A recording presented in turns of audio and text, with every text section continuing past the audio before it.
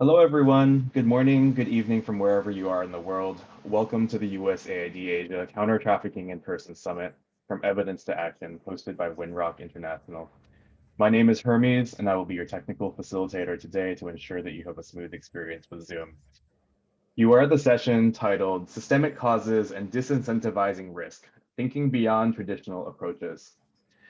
We'll get started in just a moment here, but before we get started, I want to cover a few technical features available to you today. Today, we're using Zoom meetings to enable as much interactivity as possible. Your participation via chat is highly encouraged, and our team will work to acknowledge and address as many comments and questions as we can throughout the session. To help us acknowledge you and your questions and inputs, please rename yourself to your name and organization by clicking the Participants button at the bottom of your Zoom window, hovering your mouse over your name, clicking the blue More button, and then clicking Rename. This meeting will be recorded. Please keep your camera off unless you are invited to speak in order to help everyone have a smooth connection today. Be sure to continue the conversation in the conference community on Microsoft Teams and spark further conversations on social media using the hashtags WinrockE2A and hashtag Evidence2Action. Once again, you're in the session titled Systemic Causes and Disincentivizing Risk, Thinking Beyond Traditional Approaches. I think we'll go ahead and get started now. So I'm going to hand the floor to Michelle Towson, Monitoring, Evaluation, and Learning Manager at the USAID CTIP project. Michelle, the floor is yours. Great. Thank you so much, Hermes, and thank you everyone for joining this session. I'm particularly excited about this session because we have a great group with us today. So we have Jesse Brunner and Kimberly Babiars from the the Human Trafficking Research, at the Center for Human Rights and International Justice at Stanford University. And we have Ben Harkins from the Livelihoods and Food Security Fund in Myanmar, or LIFT as the acronym. So this session, I'm really excited to bring these people together. We had a third panelist, but she had to drop off if you saw her name on the agenda. But we still have a great group here. And the reason I'm really excited to bring them together is because they have such unique perspectives, a lot of experience, a lot of different ways of thinking. So I think some of our more traditional ways of thinking about trafficking, framing it, how to measure it, how to collect data on it, how to think about what trafficking is, and how to tackle it. They come with really unique perspectives and experience. So I'm really excited that they're here. So I'm gonna introduce our first speaker here will be Jesse and Kimberly. And please, if you have questions while they speak, please put them in the chat. We'll address them right afterwards.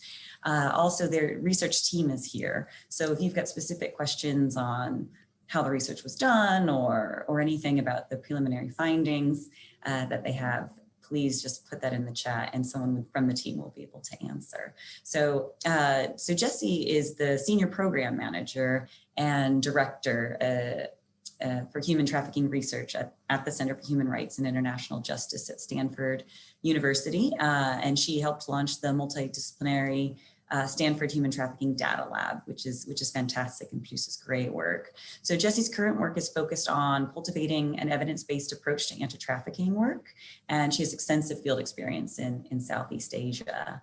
So Kimberly is a social science research scholar with deep expertise in large-scale impact evaluation, econometrics, and machine learning analysis, and experience conducting surveys among trafficking victims. So they should have a wealth of knowledge, and we are excited to hear from you. Please get started.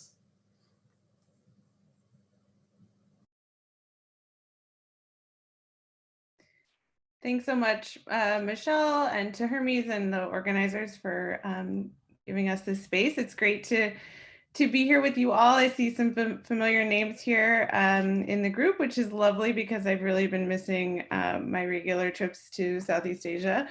Definitely the longest I've gone without visiting in the last several years. So thank you so much again for having us.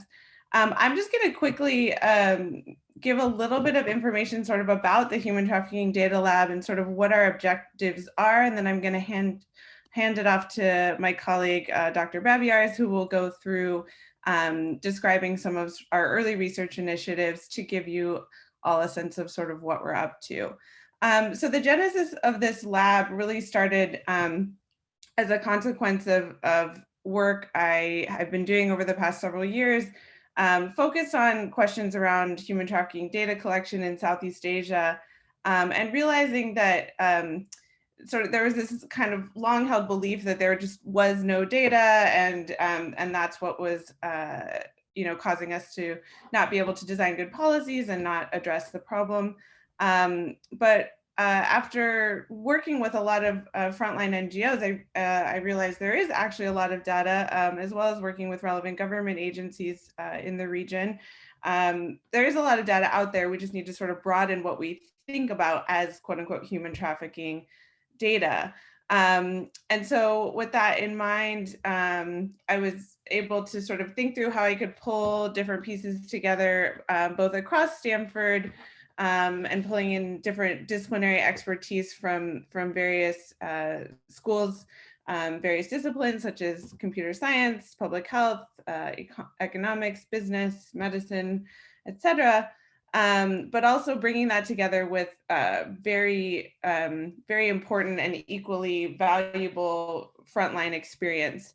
And so our early work is really focused actually on Brazil, which I realize is a different region, but that's because of a partnership with our colleague, Dr. Luis Fabiano de Assis, who's a Brazilian federal labor prosecutor who brings deep experience in data collection and analysis, as well as frontline anti-trafficking work.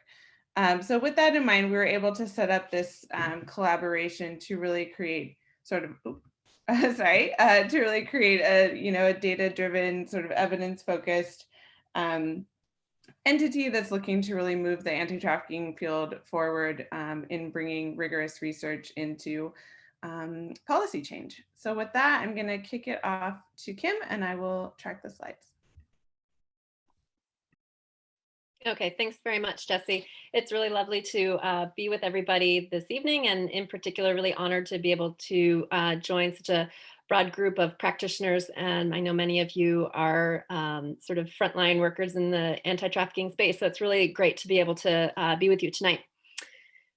So as Jessie mentioned, our lab is really formed from a variety of fields, including economics, data science, people who are experts in like corporate finance and corporate responsibility. And as academics, we're joining that expertise in all of those various fields with our team members who have very deep experience in the trafficking space, and in order to achieve our goal of really developing some new ideas about how to study trafficking in a different way. So we want to bring ideas about how we can look at trafficking in a rigorous, quantitative way that may not have been possible even just a few years ago. So much of this was made possible by new streams of data that have relevance to trafficking that we may not have thought about before, and also the development of analytic tools that are needed to analyze these types of data. And in particular, I'm thinking about vast pools of administrative data that are out there. How can we leverage that to study trafficking? How can we leverage data about social programs or satellite imagery data? All of these things, all of these tools that we have in our pockets can be applied to the space of human trafficking. We just have to think broadly about the types of analytic approaches that are needed to get there. So we don't have a ton of time tonight to go into depth on all of the various research streams that we're pursuing. So just give you kind of a high level view of some of the projects that we're up to. And the first area of research that we're working on relates to Brazil's dirty list. So in Brazil, and I think a lot of countries have similar sort of lists, if a company is caught using trafficked labor, they might be included on what's known as the dirty list. And this is basically a public naming and shaming list, right? Which it's intended to do some like brand damage. You don't want to be a big international brand caught using trafficked labor to make whatever it is that you make. But in Brazil, it has the added teeth of actually carrying some some real sanctions. So in particular, there are credit restrictions that come if you get listed on the dirty list in terms of borrowing from national banks, and also like export limitations that come along with that.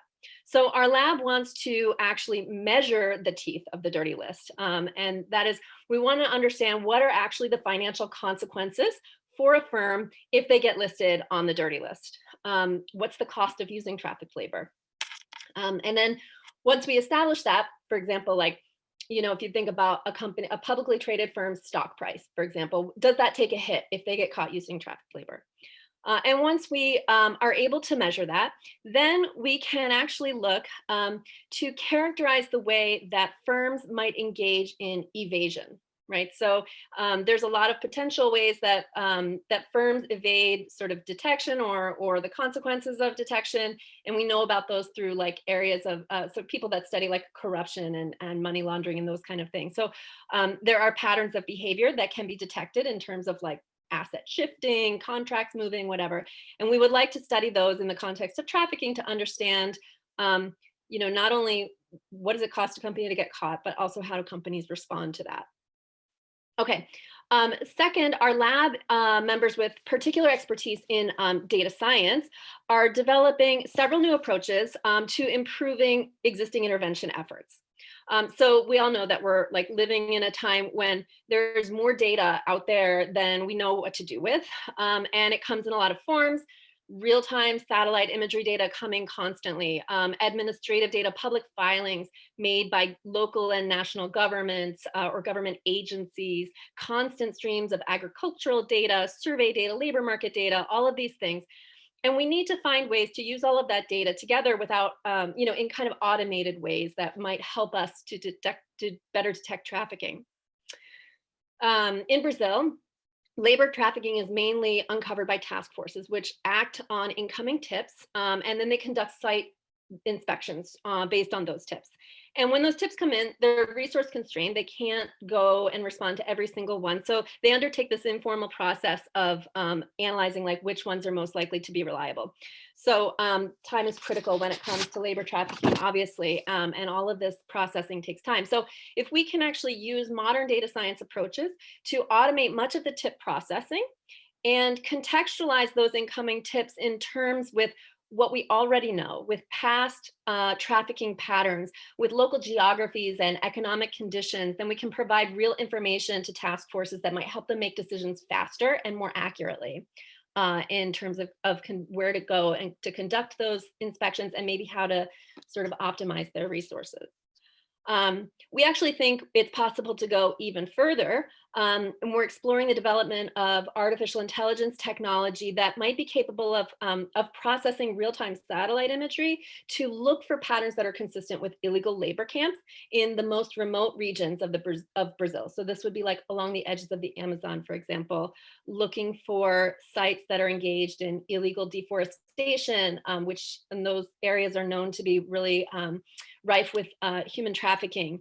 And actually the process of deforestation and sort of processing that vegetation into charcoal has like a really notable sort of footprint that you can see from satellite imagery. And so we think that this is a really great candidate for developing a technological approach to finding those without having to actually wait for tips to come in. So this would be potentially allowing task forces to be proactive in looking for trafficking rather than just relying on those incoming tips and being reactive. Okay, third, our team is very proud to be part of a multi-team, multi-country effort to identify the best and most cost-effective ways to make population representative prevalence estimates about trafficking in particular sectors. So we're actually in the process now of conducting the early stages of putting together a gold standard household survey, which will collect all of the information that we need about the experiences of agricultural workers in Brazil. And in particular, collecting each of the individual components and elements of exploitation that we might need to sort of put together a definition of human trafficking according to different international standards.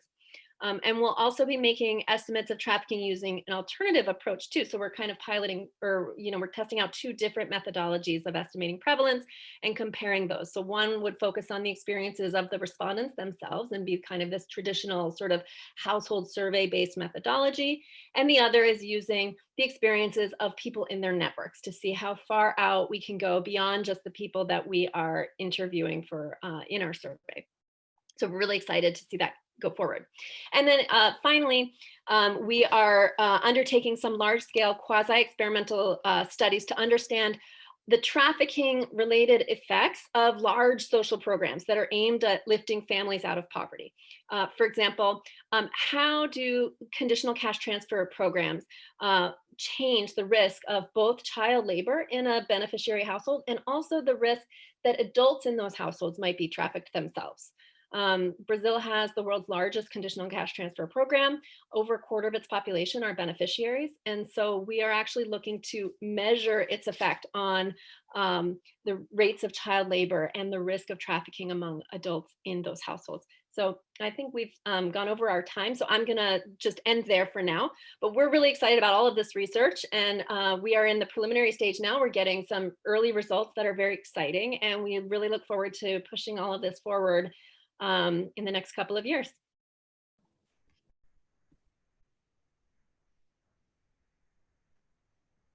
Thank you so much for that. And I get really frustrated that these things are timed because I want to ask you about 50 questions. But I was wondering, so we have a question from the audience. I kind of want to defer to them because I could ask questions all day. So does your experience, oh, I see, this is Les. She's been with us for a while. She's she's very active here. So hi, Les, welcome. So Luce, so she wanted to know if you have any experience doing participatory action research in communities where trafficking is prevalent. Yeah, so different members of our team have a lot of sort of previous experience in the anti-trafficking field that they're bringing to the work of the lab. So, and Vicky, you should feel free to pop in here as well to talk about what you've done.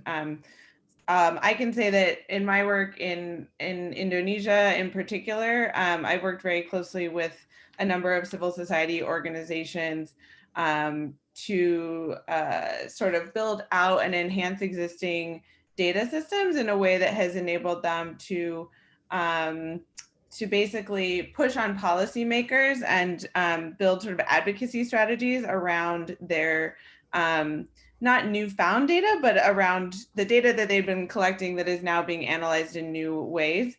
So that's sort of one example of participatory action research that I've done in Indonesia, and currently doing similar further work in Indonesia related to forced labor in tuna fisheries, where we're working very closely with, again, human rights and labor-focused NGOs, as well as fisheries workers themselves to better understand their experiences on vessel, particularly related to digitizing payments and contracts as a way to potentially combat some of exploitative conditions there. And generally, I think we have a very strong focus on having those with lived experience as well as those with frontline experience very much engaged directly in the research. And I'll let Kim and Vicky and others, Grant, chime in. Yeah, I just echo what Jesse said. I think, in most of our, I think all of our work in the past, particularly for program evaluation work, typically we do quite a bit of both quantitative and qualitative analysis to make sure that all the data that we're interpreting also has interpretation and contribution from those who are with lived experience, as Jesse said. Excellent. Sorry, Kim, did you have something to add? No, I was just going to say I will leave it to Jesse and Vicky. I thought I didn't have anything to add. Okay, I'll take one more from the audience and then I'll add my comments and hand it over to Ben. But so from Anna, we have, given the relative Brazilian success in combating forced labor in remote areas, it moved. How does this project engage with the labor inspection systems in the country? Yeah, so actually one of the founding members of our lab, who's not here with us tonight because it's very late in Brazil, is actually the chief data scientist at the Federal Labor Prosecution Office. So we work extremely closely with them, and you know, none of this work would be possible without them. That's just the brief answer. That's great. Yeah, and I think that that's actually, sorry to jump in again. One of the things that are, one of the ideas that our lab is really committed to is being responsive to sort of those experiences of people who are actually on the ground, right? I mean, we don't want to be the ivory tower people who are kind of imposing what we think, you know, they need. We're really engaging with them on a day-to-day basis. I mean, I think we all are talking to Luis every single day and talking to people down in Brazil to identify, you know, where can we be most useful? What tools could really go far in terms of what's missing and what are the deficiencies that we have that we might be able to address, right? So yeah, I think that's a really great question, and very proud to have Luis as one of the founding members of our team. Thanks. I saw another question that I think is actually really, that's relevant there, and Grant jumped in, and Grant, feel free to, so sorry, I'm gonna ask you one more question. So Grant, you jumped in there and said you're close but not done, but do you have anything you can share about the results so far? Anything that you're seeing very glaringly obvious from the cash transfer project? Yeah, I think we can, our preliminary results are super exciting and really strong. And I think we are seeing, so Brazil's CCT program has a lot of interesting facets that permit a very study that's even more interesting than what is usually possible. But at the main sort of qualification threshold, we're using this strategy where I think it's as close to an experiment as you could possibly get in terms of reducing any kind of econometric bias that that is really hard to get rid of. And we're seeing pretty robust reductions in child labor around that main qualification threshold among households that, you know, qualify for the program. And we're really excited in the next phase of the project to look at how those effects are heterogeneous across the income spectrum. So the program actually has lots of features that change with given your relative income. So we can actually compare, you know, what is the responsiveness of households that are very, very poor, living in extreme poverty, to households that are, you know, still very poor, but maybe not at the extreme poverty level, right? So maybe there's sort of different responsiveness to the cash transfer among households that are kind of along that spectrum and facing different realities in terms of labor allocation. So I think that project will probably generate the first sort of publishable results. And so, yeah, keep your eyes open. That'll come soon. And Grant, did you want to jump in with one? Because I saw you had some perspectives there. No, for someone that's not very technologically capable, I'm busy chatting here with That's great. some of the people asking questions. So we do see what appear to be some potential benefits for kids. It's a little bit less clear that adults otherwise at risk for trafficking are really benefiting or having their risk modified by Bolsa Familia in Brazil. Please don't quote us on that because this is still very much work in progress. Sorry, I'm not able to keep up with all the questions. I think all four of us are trying to type in answers. No, that's okay. And it's great because it's keeping it really active. It's wonderful. So thank you for that. So a lot of what I was really wanting to focus on this particular session is how these varying approaches matter, because trafficking is such a complex issue. So understanding how it's happening, understanding who's doing it, who's vulnerable to it, how much it's happening, how we're defining it, which is something I really want to get back to after Ben presents, because that's something, that is really, really important. And I think Ben would have a lot to add to that. So, and so Ben comes from a very unique perspective where he has different thoughts on how we should be framing trafficking. So Ben, why don't you go ahead and share your research with us? And it's really interesting, really thought-provoking. Okay, yeah, thanks very much for inviting me to join this panel, Michelle. When we talked about what I'd like to present today, I told Michelle that I mostly wanted to join so I could kind of stir the pot a bit on traditional responses to exploitation. So I will talk a little bit about my recent journal article in the Anti-Trafficking Review on wage theft against migrants. But I also want to take the opportunity to raise some broader discursive issues.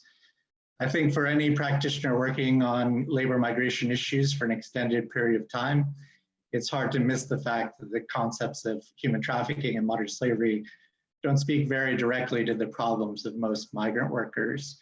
They're frameworks which focus explicitly on the most severe cases of exploitation.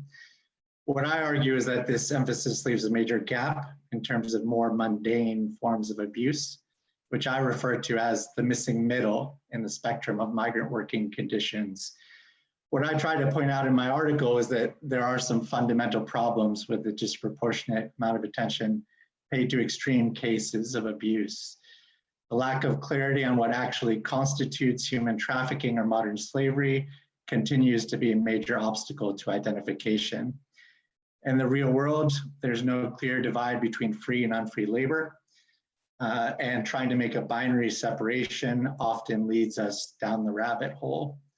Another obstacle is that the concepts are too abstract and severe for most survivors to self-identify abuses, and that significantly limits the agency of migrants themselves to voice grievances. I also highlight that the framing of the issue of exploitation as resulting from criminality is really a convenient distraction from what is an immensely uneven distribution of global wealth. If we identify individual cases of severe exploitation as unacceptable, it really leaves the structural inequities largely unquestioned. I also think that it's time to acknowledge that the way in which anti-trafficking responses have been constructed is highly politicized. A notable pattern has been the comfort with which conservative politicians and think tanks have adopted the issue to further their agendas. The Bush administration made trafficking a priority largely because it supported the promotion of the evangelical view that all sex work is inherently coercive and must be abolished. More recently, President Trump has justified his policies militarizing border management by making repeated references to migrant women being trafficked across the border from Mexico. In the UK, Theresa May's embrace of the concept of modern slavery occurred simultaneously with her promotion of a hostile environment towards migrants within its borders. I think if our goal is greater justice for migrants, we need to consider whether the trafficking and modern slavery frameworks are really fit to purpose. I know that it may sound a bit overly specific to focus on wage theft, but there are some structural factors which make it a particularly common form of abuse for migrant workers. With globalization, we've seen the creation of business models which are heavily dependent on various forms of wage theft. Both inside and outside of supply chains, a key motivation for employing migrants is to keep labor costs low. In addition, restrictive migration governance ties migrants to their employers in many countries, establishing a relationship of dependency. That decreases the ability of migrants to avoid abusive situations and really supports the defrauding of wages as a standard function of these governance systems. Migrant workers are also more commonly employed in informal work, which is not covered by labor and social protections. In particular, the global trend we're seeing towards increased outsourcing and misclassification of employment has led to a decline in the labor rights provided. I think it is clear that increasing attention to wage theft would not provide a comprehensive response to all forms of exploitation of migrant workers. I think ideally it would be part of a broader shift towards a labor rights approach to these issues. But much of the empirical data available on exploitation of migrants does suggest that improving the response to wage theft is a particularly pragmatic starting point. There's little doubt that it would enable a much greater number of migrants to seek redress for abuses. When I was with the ILO, we set up migrant worker resource centers in Southeast Asian countries to increase access to justice for migrant workers. When we started analyzing the data on the complaints they received, what we found is that more than half of those cases related to wage theft. And in addition, a substantial portion of those complaints showed indications of forced labor. So what this suggested to us is that efforts to identify wage abuses are essential not only to remedy the abuses themselves, but also to effectively address more severe cases of exploitation. So what would an effective strategy for reducing wage theft against migrant workers look like? What I point out in my article is that unlike the enigmatic issue of human trafficking, proven approaches for addressing wage theft against migrant workers already exist. We wouldn't have to rely as much on esoteric and untested responses. I think that one clear starting place is ensuring that effective preventative measures against wage theft are enacted through labor protection laws. That means establishing robust wage protections that apply equally to migrants, such as fair and inclusive minimum wage setting, addressing discriminatory pay practices, adopting chain liability rules, and protecting workers from retaliatory dismissal. We would also need to couple those statutory protections with proactive and targeted labor inspections to ensure effective enforcement. Research on wage compliance has found that employers decide on whether they're going to follow wage regulations largely by balancing the expected costs of the mandated wage against those of non-compliance. Labor organizing has also proven to be an effective strategy for responding to wage theft against migrant workers. In Australia, where underpayment of migrant wages is really a systemic problem, research has pointed to the central importance of trade unions in providing migrants with access to redress. Liberalizing labor migration governance regimes is another well-established measure for reducing the risk of wage theft. If we eliminate tied visas and work permits, we can provide migrant workers with the opportunity to lodge grievances and freely pursue other employment when they're not properly paid for their work. A final key means for reducing wage abuses is ensuring that fair remedies are accessible in the form of recovery of unpaid wages and financial compensation. A significant part of the reason why migrants are reluctant to participate in the criminal prosecution of trafficking cases is that they are time-consuming, legalistic, and focus primarily on penal sanction of offenders. In conclusion, I would say that the focus on a more equitable distribution of wages is important because it would really redirect attention to what is a core issue at stake in the era of globalization.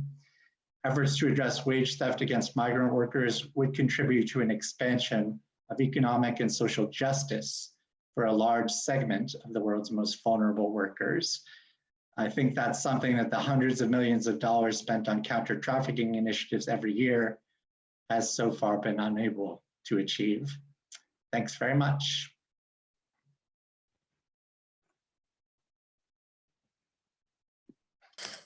I'm very bad at unmuting myself. Thank you, Ben, very much. I see Kimberly is so excited to contribute and has some feedback, so. Yeah, no, I just wanted to say those are really excellent points, and I think very, very important. And we didn't have a lot of time to get into, like, for example, the survey that we're doing. But one of the aspects that I'm really excited about, and I think will really speak to this, is like, you know, asking individuals about individual experiences, each of the elements that you need to kind of, you know, construct a measure of trafficking. So not just sort of going to somebody and say, were you trafficked last year or something like that, but like, did you experience A? Did you experience B? Have you ever experienced C? Whatever. And I think what's really important is that we be able to characterize the exploitation that laborers experience, right, every day. And so some experiences might not meet the sort of international definition of trafficking, but might be almost there, right? So we can imagine, I think what Benjamin was saying is really important, that this exploitation happens along a spectrum, right? And it's really important to understand the modalities of trafficking and how exactly it happens in practice every day, and like, you know, how much of it is wage theft, right? And I suspect a lot of it is, but I just want to say those are really excellent points. I really appreciate them, and I agree 100%. Go ahead, Jesse.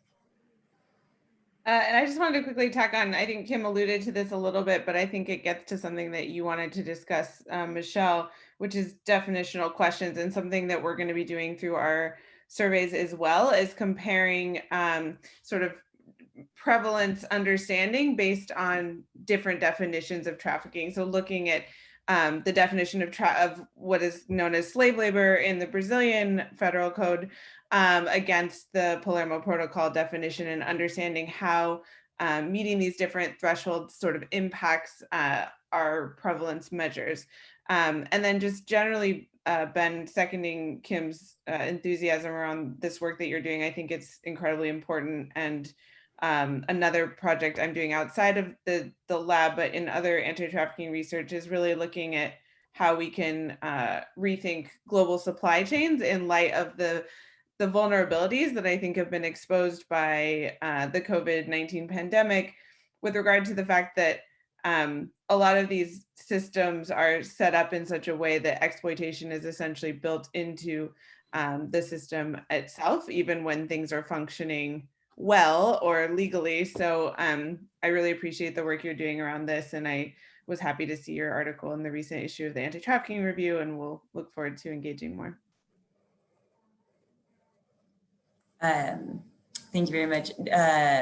So I think, yes, that was one of the things that I wanted to talk about. And I think, I mean, a lot of people here will know this, but I thought maybe we could talk a little bit about why definition matters so much. You know, and I know we've alluded to that, but I think, you know, and I want to talk a little bit about things that Ben talks about in his article. He talks about politicization, I can't see that word, and sort of sensationalizing certain aspects, and how that can interfere with definitions, and then how that can impact survivors. Could you guys reflect on that a little bit?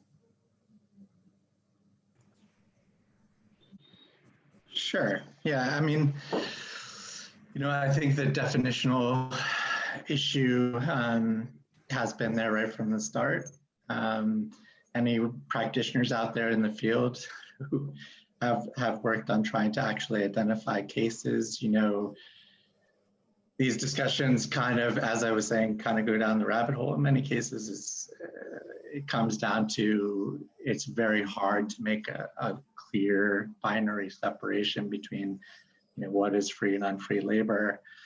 And I think, you know, what I'm trying to raise in this article is maybe it's not worth spending quite so much time focus. I mean, I appreciate all that was said earlier about, you know, doing more rigorous quantitative research on trafficking issues, but you know, maybe there is a point to just sort of identifying the more common everyday problems that migrants face, which don't require, you know, quite so complex identification processes, and working out from there to identify more severe cases of exploitation, rather than, you know, just explicitly saying, okay, we're only going to focus on these very, very severe cases of abuse. Thanks.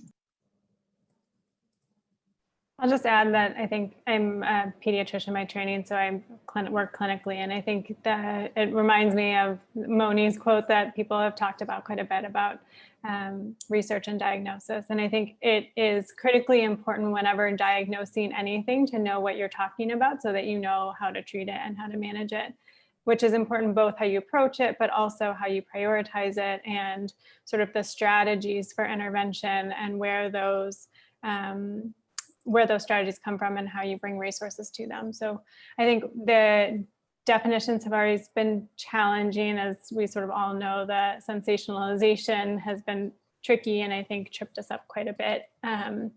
But I think going forward, we really need to understand what the exploitation for individuals means specifically, so that we can not only address it for the individual, but really address it from a systems perspective, because otherwise I think the treatment won't fit the problem. Really well said, really, really well said.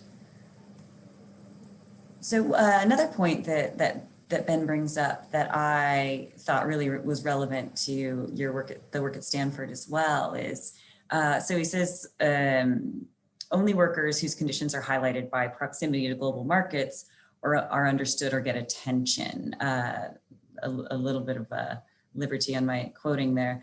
So we work with Liberty Shared, and they're writing a paper, and Zinni Duan presented on this on Monday, I think it was, or Tuesday. Sorry, my brain's not working anymore.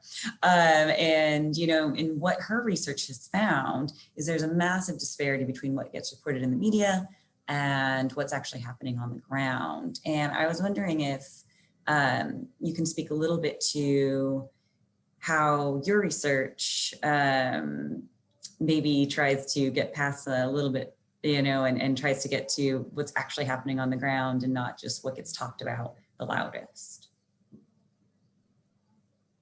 I think was that directed at us or Ben? Yeah, Sorry. I'm not sure who that was for. Both of you, absolutely both of you. Sorry, Okay. everyone. Go ahead. Please. Go ahead, Jesse. Go ahead.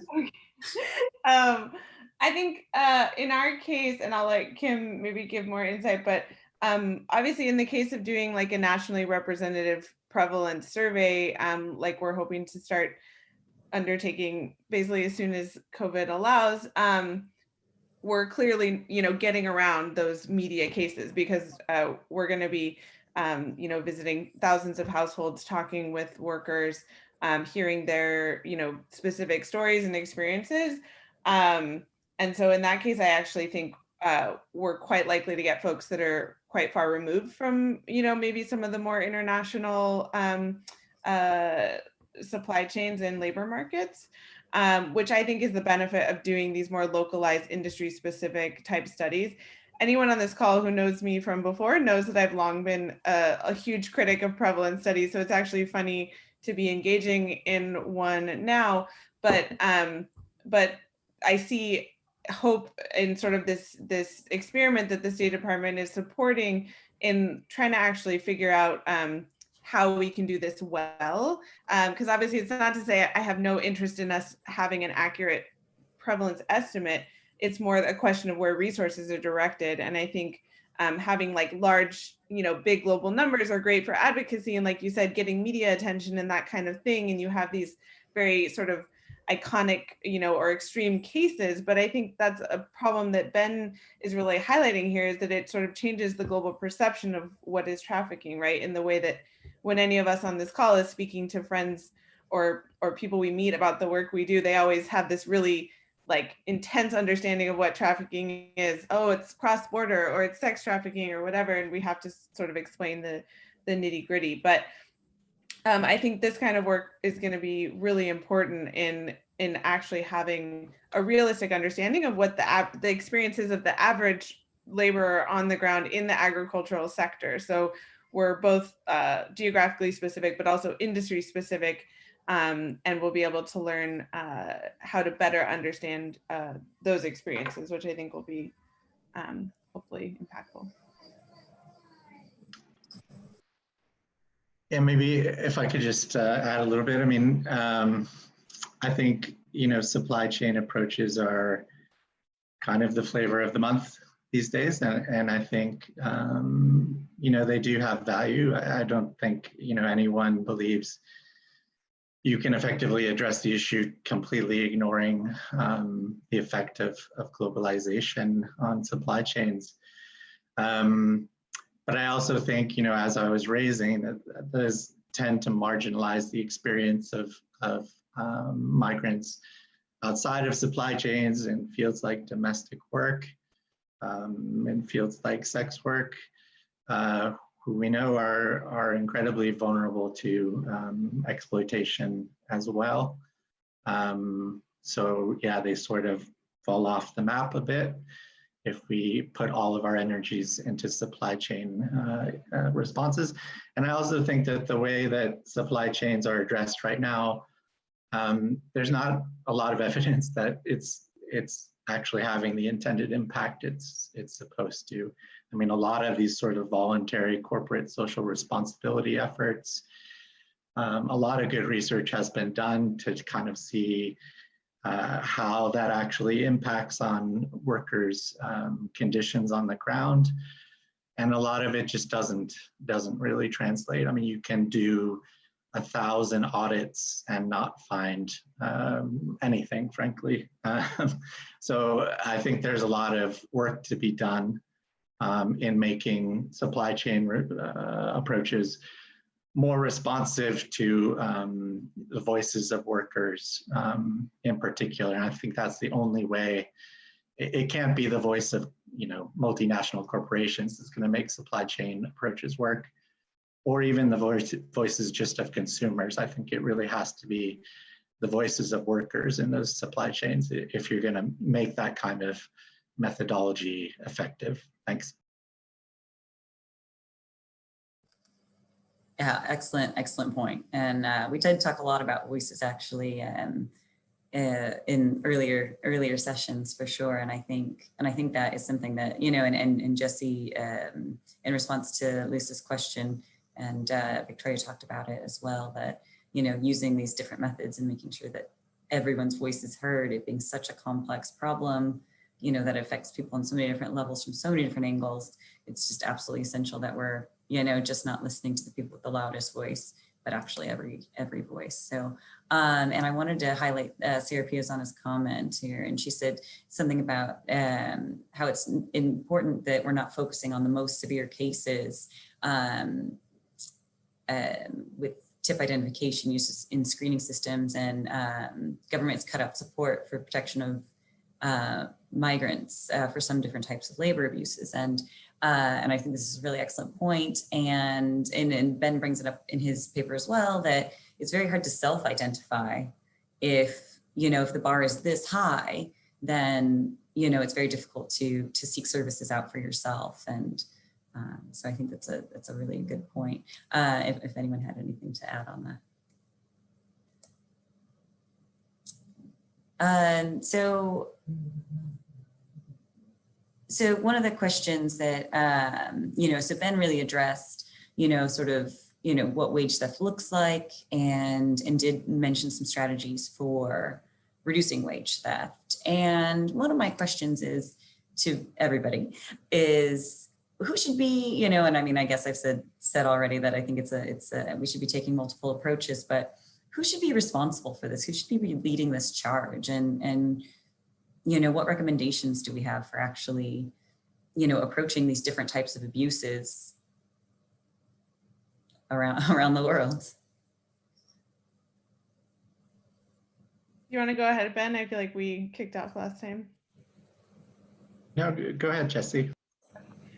I mean, it's hard to say who should be leading the charge, right? I think the whole point of this summit and why it's so important is to show that all these stakeholders are critical in this process. Obviously, I think being guided by the voices of survivors is paramount as a starting point in terms of where we focus energy and how we allocate resources. I think there's still so much that needs to be learned, particularly on sort of issues of long-term care and support.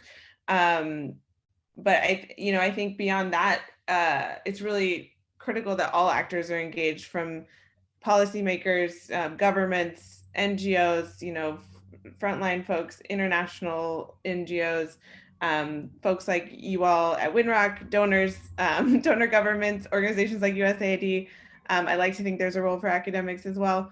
And so I think, I don't know that I can say who I think should be leading the charge. And sorry, I neglected to mention, obviously the private sector and the companies are going to play a critical role, especially when we're talking about, supply chain issues or forced labor issues. I think, I'm hopeful, and this is just my supreme optimism, but I'm hopeful that coming out of this sort of shared experience of a global pandemic, that there might be an opportunity there for us to actually, like I was alluding to with the other project, to actually kind of reimagine how our economic systems are set up, so that we can start to actually get to the root causes of some of these problems, as opposed to trying to address sort of the downstream consequences.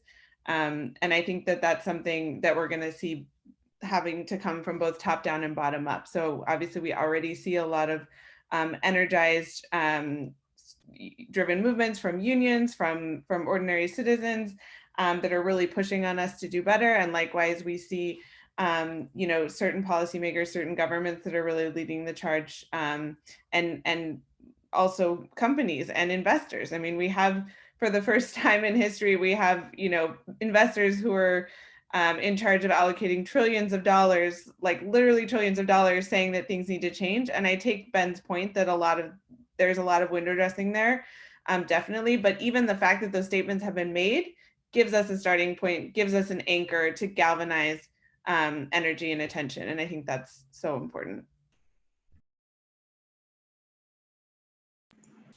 Maybe I'll just jump in quick too. I mean, I think a key challenge with the way the trafficking discourse has proceeded, I mean, always was very focused on criminal justice responses, of course.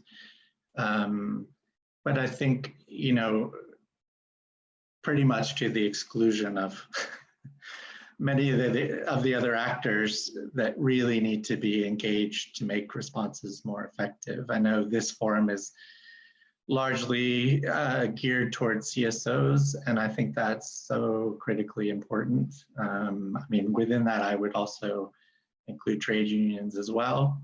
But, you know, I think people, at least within the context that I work in Southeast Asia, they don't approach the police if they need help, generally speaking.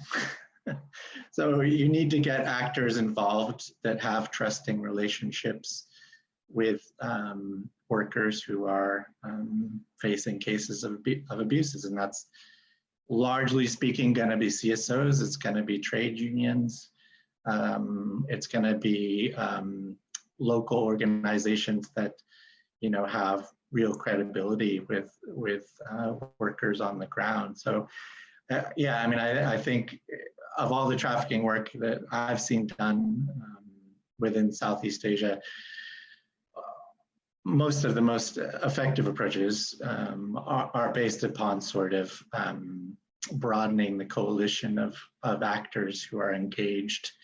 Not that there isn't value in criminal justice responses at all, but that, you know, you need to have complementary actors engaged who kind of have a closer link with workers if you're really going to have more abuses identified and responses that are really more tailored to the needs of migrants themselves. Yeah, that is such a great point, and I keep hearing it again and again and again in this conference. You know, we have to be engaged with everyone. So you know, I mean, and it's everyone you talk to. When you know, when we had a gender panel, her response was, "We need to engage with the private sector." When we had a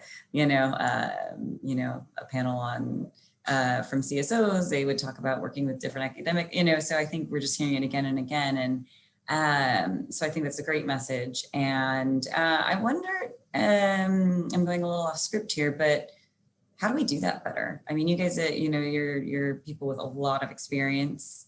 How have you seen this work before? How do we start to get people engaged? I mean, I feel like I'm trying on my end here, trying to bring research together, but, you know, how can we do that better? Any thoughts? You don't have to have the answers, but, or if anyone in the audience had any thoughts on that, I'd love to hear it. Yeah, I feel like I'm talking a lot, so I'm gonna defer some space. I'll just add that I think that we have to, our lab was intentionally multidisciplinary, but I think that works well if you have a very clear shared goal. And I think to bring in multi-sectoral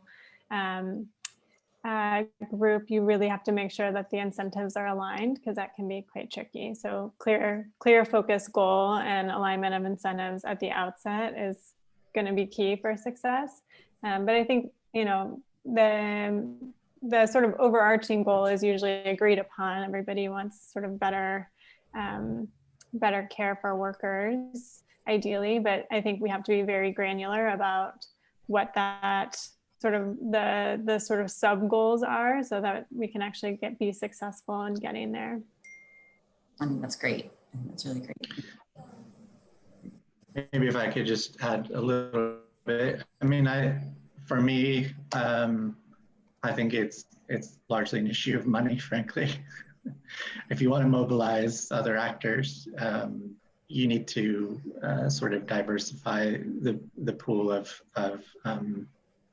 projects that you're funding on trafficking in particular. I mean, I think, you know, we continue to have the lion's share of the resources for trafficking poured into criminal justice responses, poured into rescue and rehabilitation strategies.